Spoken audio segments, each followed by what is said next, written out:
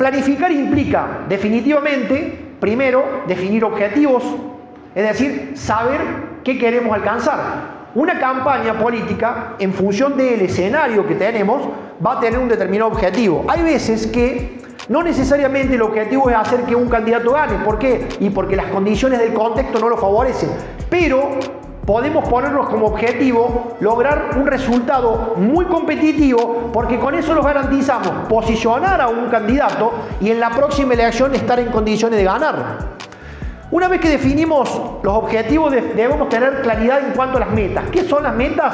Fundamentalmente es tener claridad es un objetivo cuantificable en un periodo de tiempo. Es decir, es un objetivo que se mide en función de alguna variable de medición atado a un tiempo. ¿Sí? Por ejemplo, tener un nivel de imagen positiva en la gestión de tanto, un nivel de margen de imagen negativa de tanto. Que te conozca un grado de notoriedad en la gestión de tanto. Eso es lo que te va a permitir tener un dato, porque cuando tenés el dato concreto en materia cuantificable, vos podés poner un objetivo para poder trabajar una meta, para poder ir mejorando. Definir estrategias, es decir, los caminos con los cuales, y ya nos vamos a meter en este punto, para poder alcanzar esas metas y esos objetivos.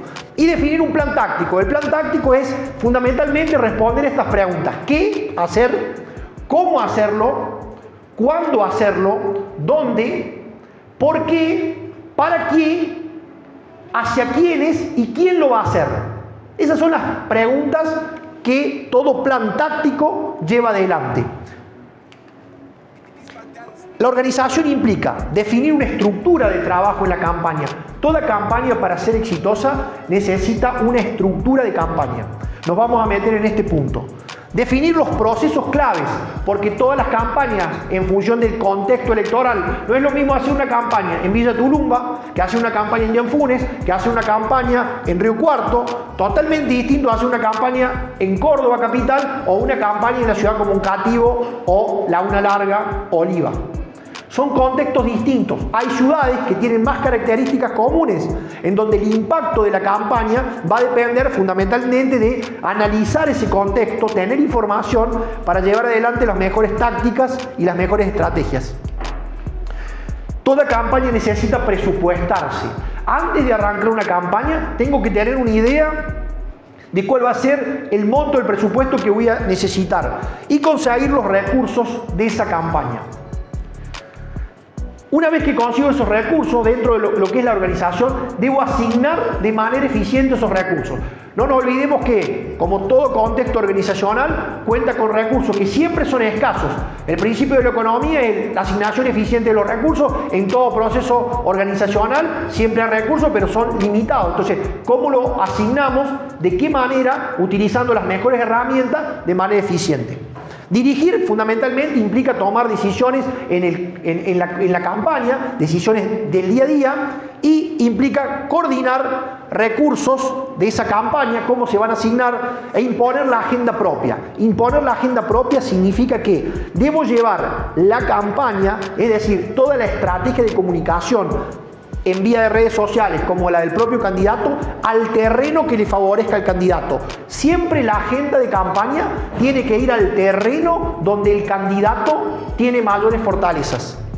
Controlar implica analizar el cumplimiento de los objetivos, de las metas, de las estrategias y el plan táctico, y en función de este control hacer las mejoras continuas en el momento de la campaña.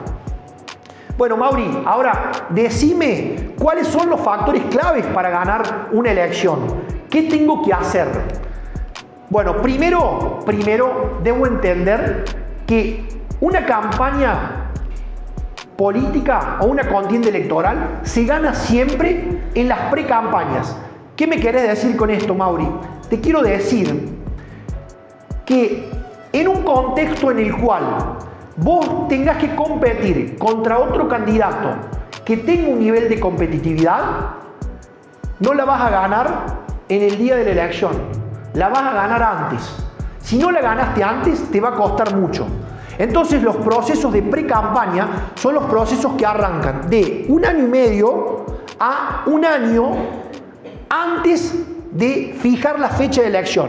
Es decir, es el proceso que va desde 1 año y medio o 1 año a los 2 meses antes de la elección. Y se considera el periodo de campaña desde esa fecha que se fijó al día de la elección. Entonces, es clave entender que las campañas modernas hoy ya no se ganan en esos 2 meses, sino que se tienen que preparar con tiempo para poder llevar adelante absolutamente todas las acciones que son necesarias para hacer que ese candidato tenga más chances. Segundo, elegir un candidato con perfil ganador competitivo. ¿Qué significa elegir un candidato con perfil ganador competitivo? Bueno, acá le vamos a contar algo. Nosotros cuando tomamos una campaña en el cual hay que definir un candidato, decirles que hay un método para elegir al mejor candidato.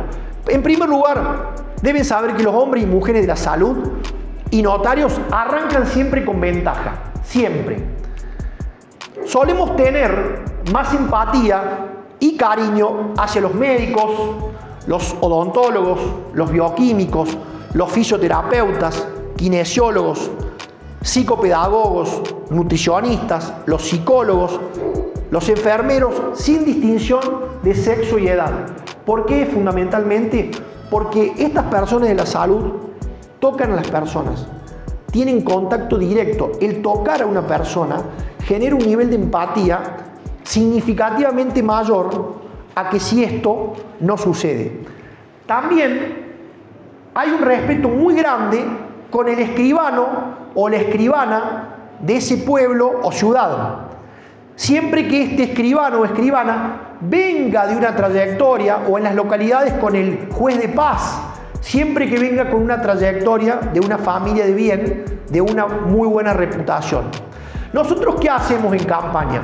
Tenemos esa consideración. Lo primero que hacemos, le pedimos al espacio político que nos dé un listado de todos este tipo de profesionales en la localidad. Después le pedimos al espacio que sugieran nombres de su propio espacio o de personas que conocen que pueden ser los mejores candidatos.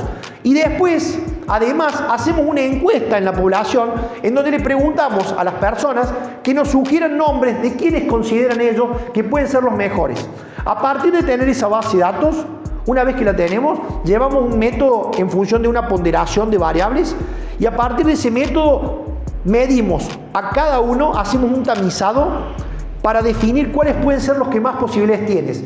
Finalmente, una vez que tenemos a los mejores, vamos y medimos en la sociedad cuáles tienen mayor nivel de imagen positiva o mayor nivel de intención de voto potencial. Ese es el proceso, es decir, que ¿esto qué significa?